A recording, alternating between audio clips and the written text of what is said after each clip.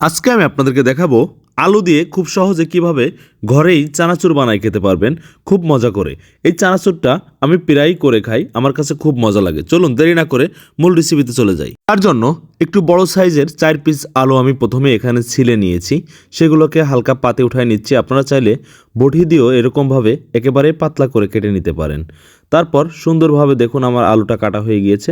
আমি পানির ভিতরে ভালোভাবে ভিজিয়ে রাখবো এবং আলুগুলোকে ওয়াশ করে নিব।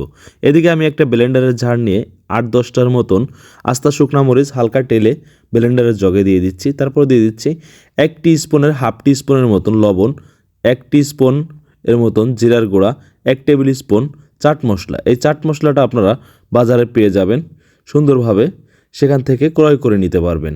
তারপর আমি হালকা ব্লেন্ড করে নিয়েছি।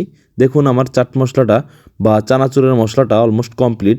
এখন আলুগুলাকে আমি একটা স্ট্যানারে ঝরা দিয়ে সেগুলোকে আমি হিট তেলের ভিতরে বা গরম তেলের ভিতরে ছেড়ে দিচ্ছি। আমার সুন্দরভাবে ফ্রাই হয়ে গিয়েছে। এদিকে আমি দিয়ে দিচ্ছি 100 গ্রামের মতন বাদাম, চীনা বাদাম। আর এখানে আমি একটা রসুন এবং 8-10টার মতন কাঁচামরিচ পাতলা পাতলা করে কেটে দিয়েছি। আমার চানাচুরটা অলমোস্ট ফ্রাই হয়ে গিয়েছে, এখন আমি উঠায় নিব। দেখুন সুন্দর একটা কালার চলে এসেছে। আপনারা চাইলে একটু কম কালারও করে নিতে পারেন। তারপর চানাচুরের ভিতরে আমি যে মশলাটা বানিয়েছিলাম সেটা অ্যাড করে সুন্দরভাবে মিক্স করে নিচ্ছি। আমার সুন্দরভাবে মিক্স করা হয়ে গেলে মশলাটা আপনারা একটু আস্তে আস্তে দিবেন, যতটুকু লাগে অতটুকু দিবেন। তারপর সুন্দর করে আমি একটা বাটিতে সার্ভ করে নিচ্ছি। দেখুন কত সুন্দর লোভনীয় একটা চানাচুর হয়েছে। আমার রেসিপিটা আপনার ভালো লাগলে একটা শেয়ার দিয়ে রাখেন, যেন আপনি বানানোর সময় খুব সহজে দেখে নিতে পারেন। আসসালামু আলাইকুম ভিউয়ার্স, ভালো থাকবেন, সুস্থ থাকবেন। ভিডিওটা ভালো লাগলে লাইক কমেন্ট করবেন।